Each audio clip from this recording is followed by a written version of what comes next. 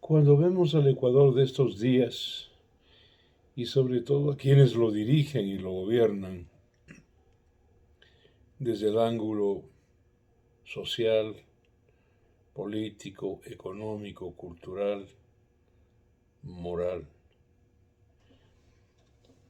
nos cabe una pregunta. No sé a cuántos de ustedes, pero algunos con los cuales yo he conversado y con quienes coincido, se hacen esta pregunta, entre otras muchas, ¿no?, a las que tienen derecho. ¿Cómo habrán sido los negocios personales o bancarios del señor Guillermo Lasso antes de su llegada a la presidencia de la República? Donde se ha mostrado, y esto es inequívoco, se ha mostrado como un hombre que no tiene palabra, no cumple con su palabra, con sus compromisos. No cumplir con la palabra que uno empeña es como negarse a sí mismo. Y como dije yo en una entrega anterior, negarse a sí mismo es la mayor de las traiciones. Y una persona así es capaz de vender, repito esta frase muy mía, a su madre y lotizada, parcelada. ¿Cómo habrán sido las relaciones interpersonales en los negocios, no públicos sino privados, del señor Lasso? Varias personas me habían advertido sobre esto, guayaquileñas, ecuatorianas en general, quiteñas, que se habían desenvuelto en el marco o en el plano bancario del capital financiero. Alguna inclusive no la voy a mencionar por respeto porque ya no está aquí. Me dijo: te vas a dar con la piedra en los dientes. Tú no sabes quién es Guillermo Lasso. Bueno, hoy se ha mostrado como una persona que no cumplió con su palabra y no se avergüenza de ello. Esto es lo peor. Y eso habla de una conducta adicional, aparejada a la del mentiroso, que es la conducta del cínico, una persona inconfiable. Su historial, según quienes lo conocen de cerca, está marcada por una cadena de inconsecuencias con sus amigos, con sus socios, con quienes le ayudaron a surgir, con sus propios familiares. Recordemos a su hermano, un distinguido periodista, muy sereno, sosegado, hombre de izquierda, Javier Lasso Mendoza, que un poco antes de que asumiera la presidencia, su hermano, o en plena campaña, pues nos hizo una radiografía de Guillermo Lasso en aquellos días cuando el periodista Javier Lasso Mendoza, de Palabra Suelta, tenía un programa en televisión, Palabra Suelta, quedó como el malo y Guillermo el bueno. Hoy eso ha cambiado así, 180 grados. Javier el bueno y Guillermo no el malo, el pésimo. Pudo y ofreció cambiar la podredumbre política del país ecuatoriano. En cambio de eso, la ha podrido peor, la ha podrido más. La vía que tenía le hacía disponer de 3 rutas fáciles, cuando estaba entero, cuando tenía cerca del 80% de la aceptación nacional.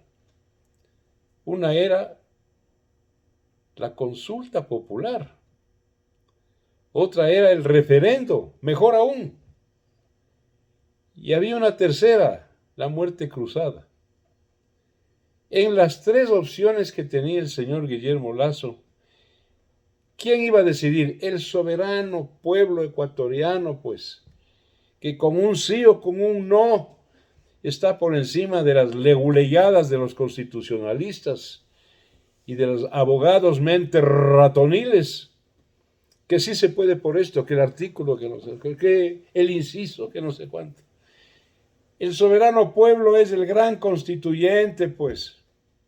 Él puede decidir sobre qué abolir, extinguir para siempre y con qué renovarlo.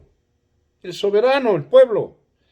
Para eso es el Concilia Plebis, vieja institución del derecho romano y de los romanos. Hasta ellos consultaban al pueblo. Concilia Plebe, el consejo de la plebe.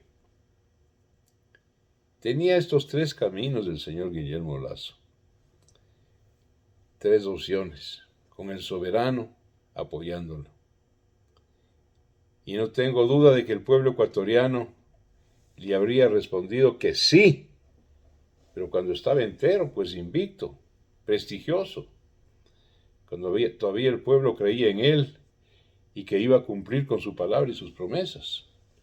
¿Por qué no lo hizo? Esto es importante y quisiera pedirles que le pongan debida atención. ¿Por qué no lo hizo?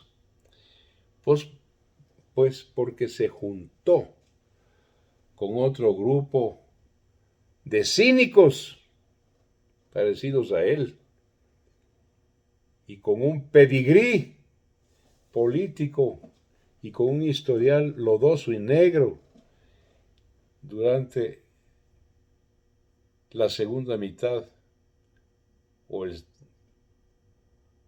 tercer cuarto, digámoslo, del siglo XX.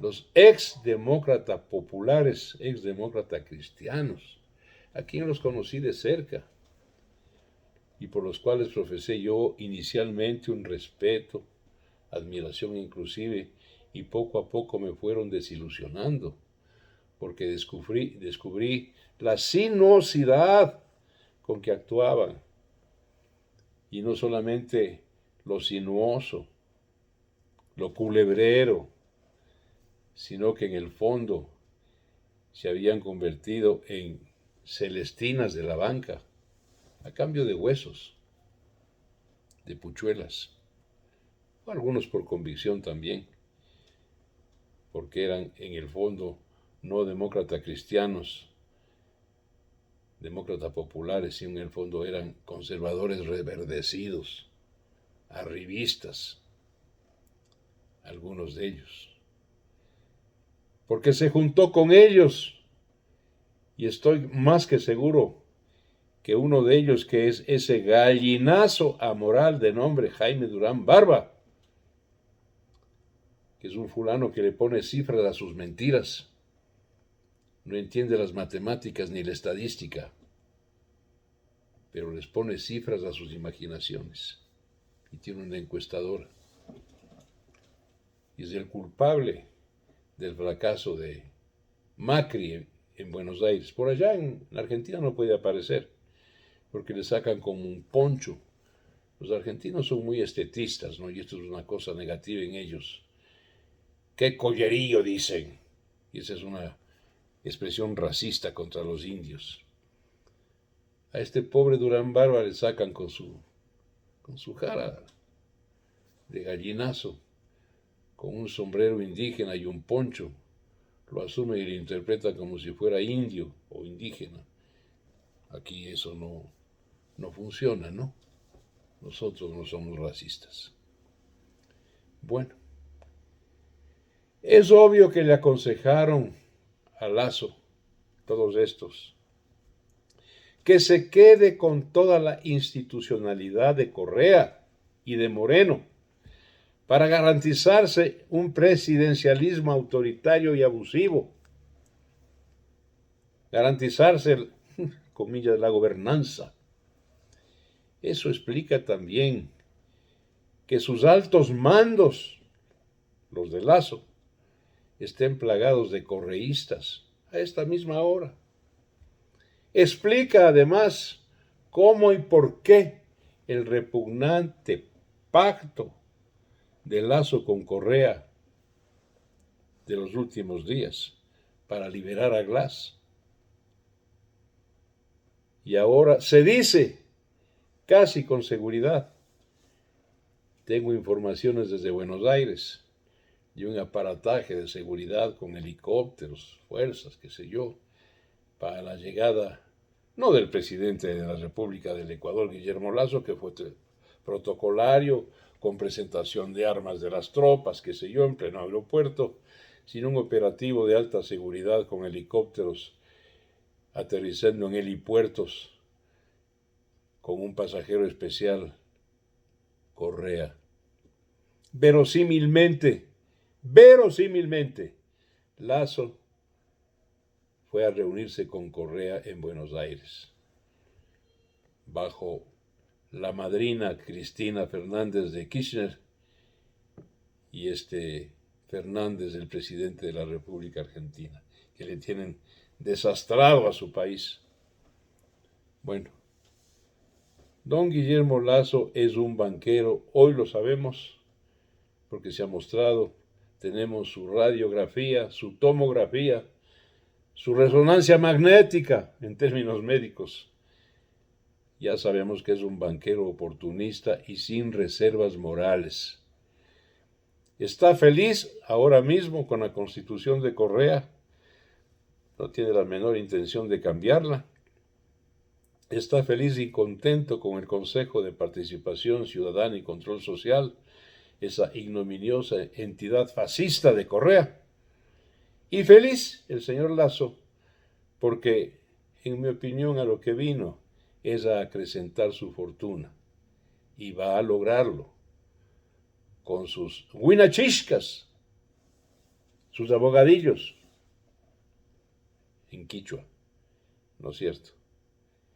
En donde constan a la cabeza el señor Ricardo Noboa Bejarano, pájaro de alto vuelo y compañero de alturas de Juan José Pons, por supuesto, y desde luego, exdemócrata cristiano. La próxima semana vamos a iniciar en este mismo espacio una como saga de todos los temas económicos que debió implementar el presidente Lasso y que no lo ha hecho. Ha hecho exactamente al revés. Y era muy fácil ponerlos en práctica si hubiera tenido el coraje y la convicción de que ahora era el presidente de la República del Ecuador y que no podía convertir al país y al Estado en el banco de su propiedad. Muchas gracias.